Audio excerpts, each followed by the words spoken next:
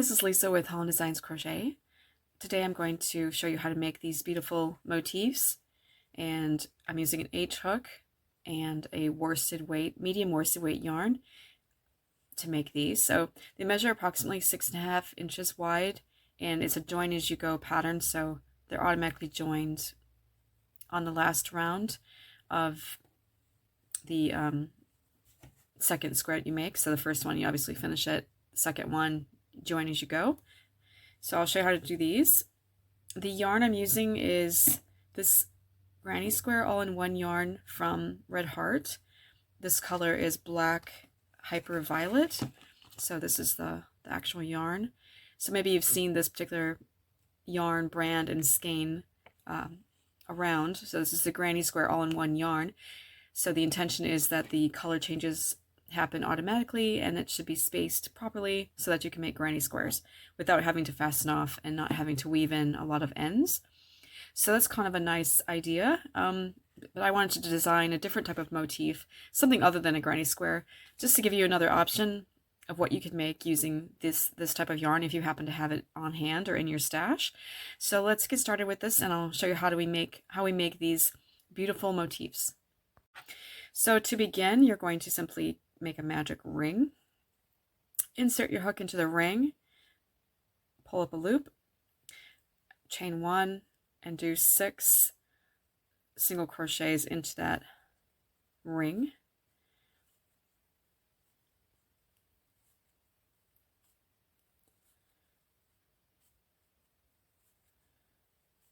And then pull the end of the yarn to tighten. So you've got your 6 single crochets, and then we're going to just join with a slip stitch in the first single crochet of the round. So we've got our 6 single crochets for round 1.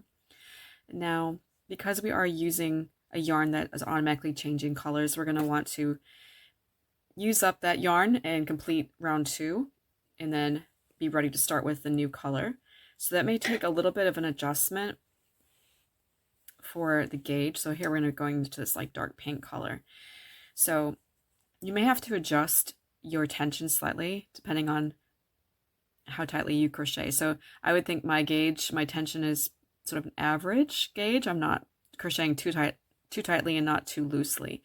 So I'm going to start with round 2 with chain 2 and a double crochet in the same space. That's going to be our first 2 double crochet cluster. And then I'm going to do chain 2.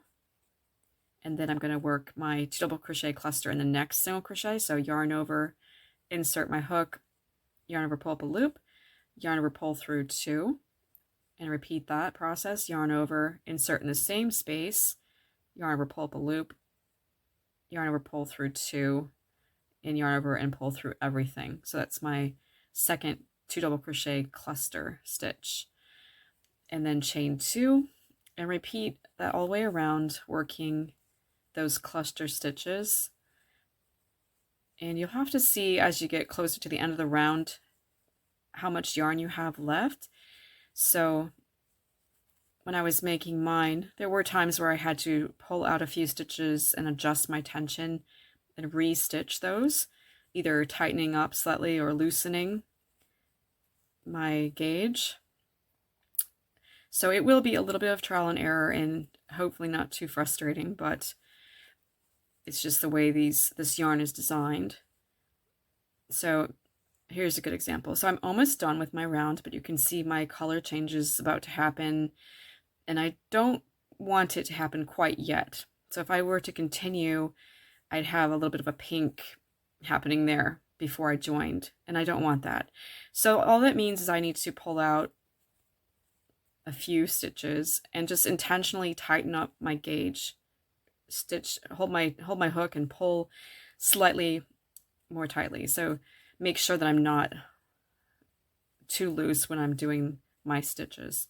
So just sort of intentionally tighten it up so that I can have a little bit extra yarn to complete the round before changing to the dark pink. So let's see if I did better this time. Just about there, I think. It's probably okay. And then when I do that joining slip stitch, I'm okay to pull up with the new color. So that's fine. You could either have the new color starting with like the joining slip stitch or with the next chain for the next round. So do you see how that worked out pretty well? So that's my rounds 1 and 2 with that first maroon color, and it worked out pretty well for me. And it may vary each time you do it as well. Just depends on how tightly you began your round. So just play around with it and adjust a little bit as needed. Hopefully you'll find it easy enough to figure out and to do. And I think it was basically my first 2 rounds that were sometimes a little bit more difficult to get the right tension. I had to adjust. After that, it was pretty spot on. So we'll see how we go as we continue now. To begin round 3, I'm going to do, with my new color, chain 1 and 2 single crochets in the same space or same stitch there at the top of that double crochet cluster, and then I'm going to work 2 single crochets in the next chain 2 space. Repeat that all the way around, so 2 single crochets in the top of the next cluster stitch, and then 2 single crochets in the next chain 2 space. I think on this particular round and the next round with this dark pink color, I needed to work my stitches just a little bit more tightly. So I'm going to just try and intentionally make sure my single crochets are not too loose here, just to conserve a little bit of extra yarn. So hopefully I have just the right amount that I need to complete round 4. I'll be working rounds 3 and 4 with this dark pink. So on round 3, we have just single crochets all the way around and join with a slip stitch in the top of the next single crochet. So that's round 3, and we should have 24 single crochets on this round. Thinking about it, I think when I actually did mine, I didn't do a join with slip stitch. I just started to work the next round of single crochet. So you can either put a stitch marker if you want, or you can just keep an eye visually on your stitches or count them. Basically on round 4, I'm going to be increasing to 32 single crochets. The reason I didn't do the join in the chain 1 is simply because I was trying to conserve a little bit of extra yarn. So that's why I skipped that part. So for this round 4, we're doing single crochet in the next 2 stitches and 2 single crochets in the next. And just do that all the way around. Single crochet in the next 2, 2 single crochets in the next. So let me go around and see how close I get to using my yarn up and not having either too much left or too little at the end. And if I didn't quite get it right, I might have to pull it out and tighten it up slightly or loosen it slightly. It just depends on how well I did with my gauge. And at least when you're working with single crochets, it's probably easy to adjust them a little bit.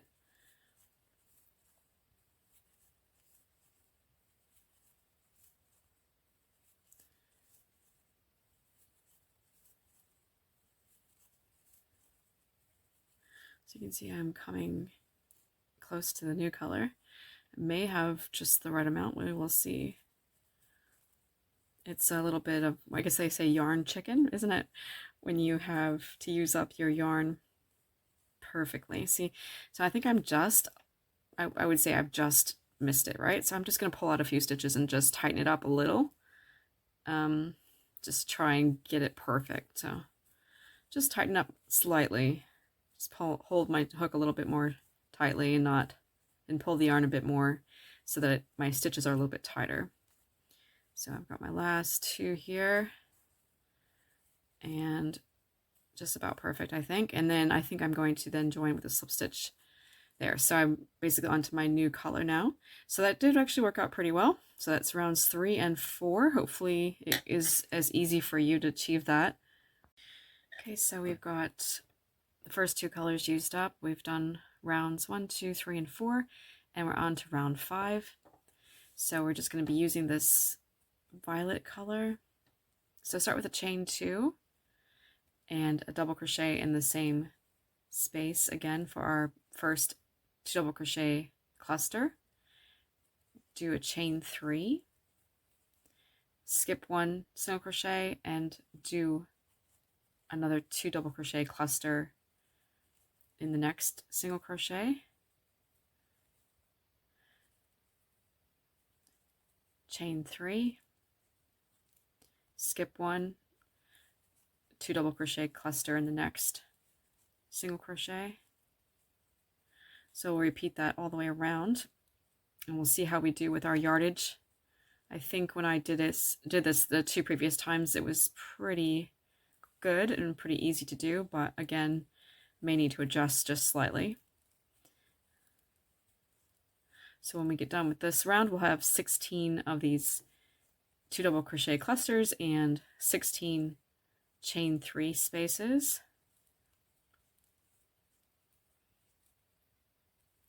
So let me just finish this round, and I'll show you at the end how close I get and how I need to adjust. So I'm coming down to the end now. I've got just 2 more cluster stitches to work, and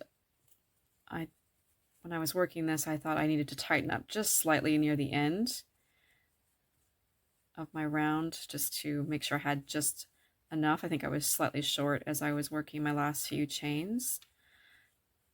So I think I've done it better now. I adjusted it. I just pulled it out and adjusted it. It's just ever so slightly. So I'm kind of right now, I'm at the color change right now, just about. It's kind of gradually going to the darker purple. So I'm going to then join with that new color coming up through that slip stitch there. So that worked out pretty well. Like I say, I did have to pull out a few clusters and just tighten slightly to get the color change in the right spot. But in general, that was pretty easy as well. Now that we're going to be using this periwinkle color, we're going to end up working 2 rounds. So we're going to have a round of single crochet and then a round of slip stitches with some chain 3s. So that's what we're going to do, and we need to use all of this yarn for those next 2 rounds. So I will show you how we do that. So I am going to slip stitch in the first chain 3 space, chain 1, and work 3 single crochets all in that same space, and then 3 single crochets in the next chain 3 space, and repeat that all the way around. So at the end of this round, which is round 6, you'll have a total of 48 single crochets. And I would say you don't need to tighten up too much, but just have a good average gauge so it's not too loose, so that you are sure to have enough yarn to finish the next one, the round 7.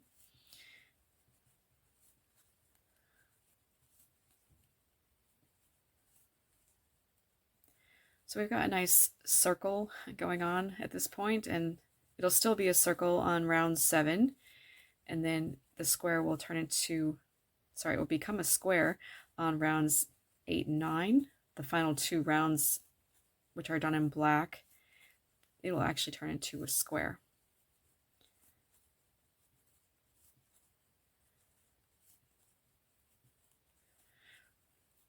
So the next round, round 7, that will be the one where if I need to adjust my yarn slightly, then I'll just do it on that round. I shouldn't have to come back to round 6 to adjust it all.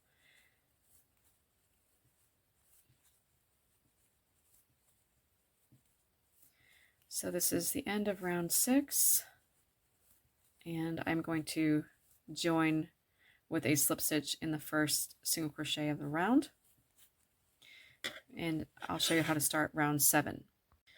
Okay, so round 7, we're going to begin with chain 3, skip the next single crochet, and slip stitch in the next single crochet. So you had the joining slip stitch and then the chain 3. You're skipping the one in the middle, the stitch in the middle, and then you're slip stitching in the 3rd stitch. So then you repeat that around, slip stitch in the next single crochet, chain 3, skip next single crochet, slip stitch in the next. So you're basically creating those little chain 3 loops at the top there above every one of those spaces. So you just do that all the way around. And again, this is the last round we'll be doing with this sort of periwinkle color. And if we do need to adjust, we'll have to do that at the end of this round. And I would suggest, maybe for myself at least, it depends on everyone's gauge, just make sure you work this round a little bit more tightly, not super loose. So, but again, you can see at the end of the round how much yarn you have left to complete it. We'll see how we do.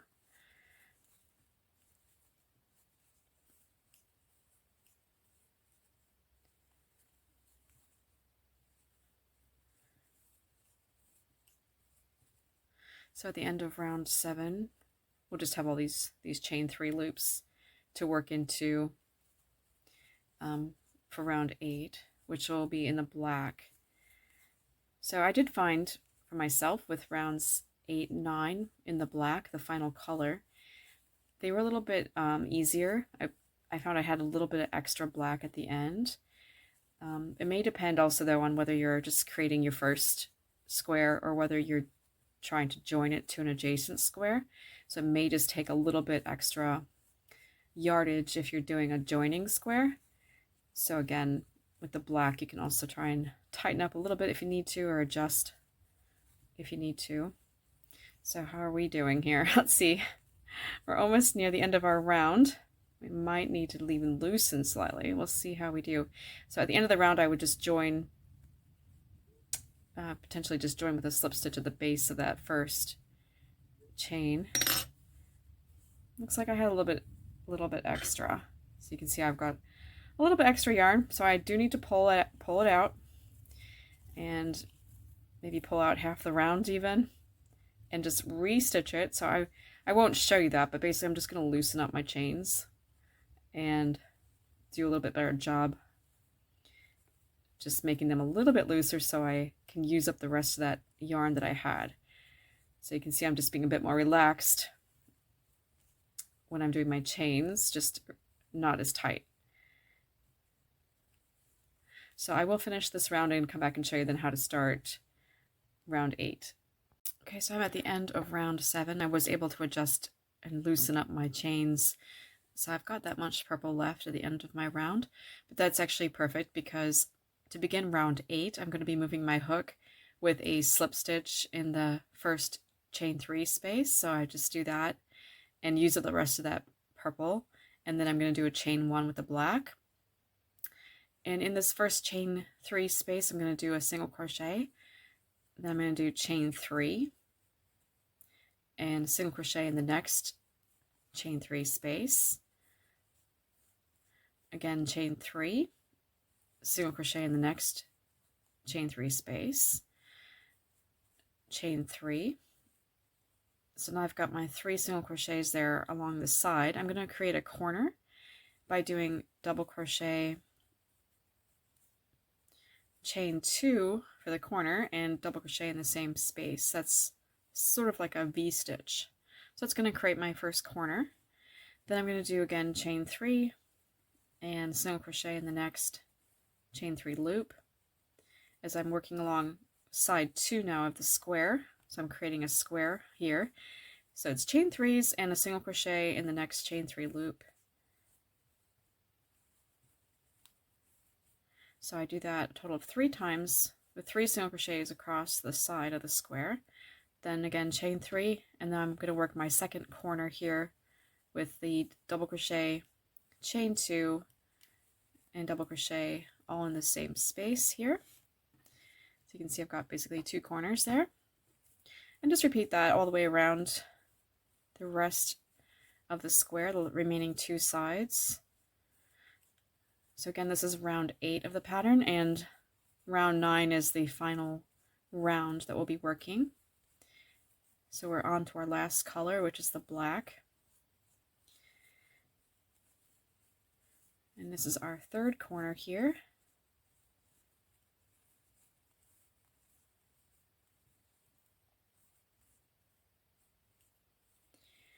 So again, on the next round, round 9, that'll be where we not only can adjust our stitching if we need to, but it'll also be the round where we'll be joining two adjacent squares if we are at that point where we want to join.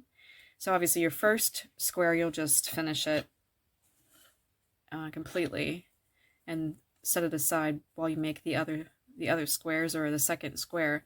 The second one, you can automatically join it directly to the first square on the last round. So there'll be instructions in the pattern as well telling you how to join your squares in the join as you go method. So I'll show you how to do that as well in the video. So that's essentially a square. You could kind of shape it slightly if needed, but it's pretty good. That's the end of round 8, and we'll just continue then with round 9. So for round 9, I'm going to do chain 1, single crochet in the same space. Along the sides, I'm going to be working chain 3 and single crochet in the next single crochet. So I'm going to be working that same chain 3 and single crochet in the next single crochet all along the sides. Chain 3, single crochet in the next double crochet of the V-stitch here at the corner. Then in the actual corner itself, I'm going to do single crochet, chain 2, and single crochet in the same space for my corner. Single crochet in the next double crochet. Again, chain 3 and single crochet in the next single crochet, so you can see what that looks like. And we're basically just repeating a little bit of what we did on the previous round with the single crochets and the chain 3s. And this is also the joining round. So if you are ready to join to an adjacent square, you'll do that on this last round, this round 9. If you're just making your first square, then you'll just complete it in the same manner as what I've already been showing you, working the single crochet, chain 2, single crochet in each of the corners, and then just a single crochet in the double crochets and the single crochets with the chain 3s in between. You'll do that all the way around, and then you'll join with a slip stitch to your first single crochet here, and hopefully you'll have just the right amount of yarn or just a little bit extra. That's fine if there's a little bit of extra yarn with the black to complete it. I'm going to show you right away how to actually do the join as you go method. So you are going to be, if you're going to be joining, you may be joining along just one side or two sides. So if you're going to join along two sides, you'll want to simply work the first portion of a side and then start to join right away at the first corner, because you'll be working, over two sides, the joins. But I'm just going to start here on the second corner and start my joining here in this corner here of this square.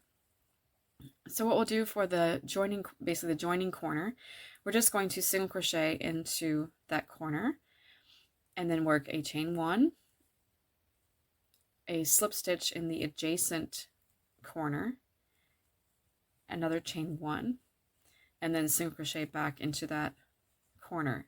So if you recall, the actual corner itself is single crochet, chain 2, single crochet. If you're doing a joining, you're going to do single crochet, chain 1, slip stitch in the adjacent corner, chain 1, and then single crochet back into the corner. So basically you just have a slip stitch inserted there.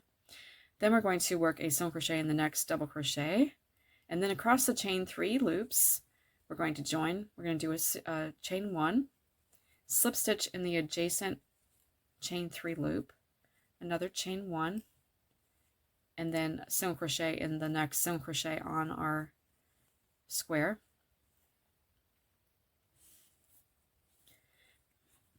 And repeat that across. So we're going to do another chain 1, slip stitch in the adjacent chain 3 loop, chain 1, single crochet in the next single crochet on the current square. So you can see how we're already automatically join as you go method there. Repeat that all the way across. Chain 1, slip stitch in the adjacent chain 3 loop, chain 1, single crochet in the next single crochet, and for our last one, again, chain 1, slip stitch in the adjacent chain 3 loop, chain 1. here we're single crocheting into the double crochet of the next V-stitch at the corner. And then for the second corner here, again, single crochet into that chain 2 space, chain 1, slip stitch in that corner, chain 1. I'll just turn my work here.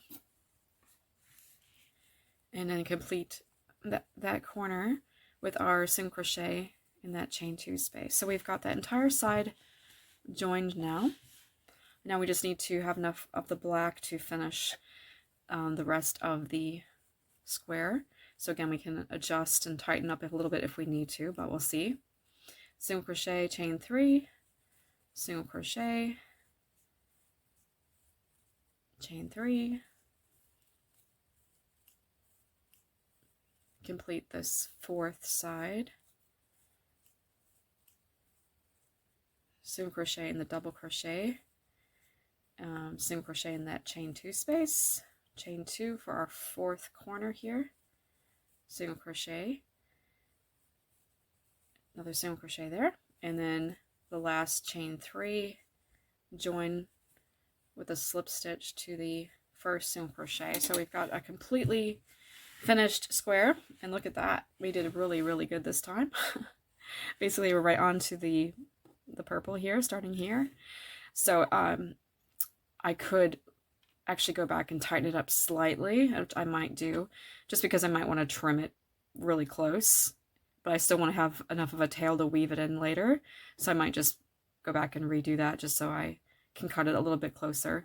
But that's essentially the completed square and fully joined.